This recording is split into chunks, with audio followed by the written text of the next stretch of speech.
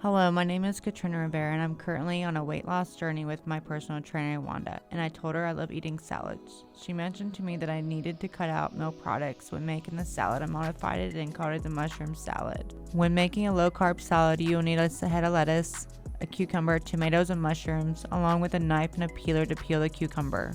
After getting all the ingredients out, you will need a sink to wash your hands to get your hands very clean before making the salad. After washing your hands, you will need to wash the tomatoes to get the excess dirt off of them. After cleaning out the tomatoes, you will want to clean the mushrooms, washing the mushrooms next to get the dirt off of them. Before cutting into the lettuce, you will want to peel off the top since the top is usually dirty.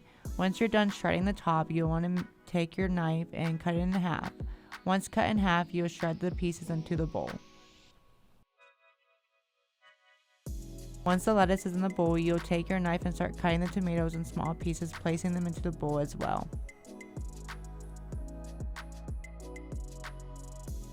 After the tomatoes and mushrooms are cut and placed into the bowl, you'll take the peeler and peel the cucumber until the skin is completely off. Once peeled, you'll cut the cucumber into small pieces, placing into the bowl as well.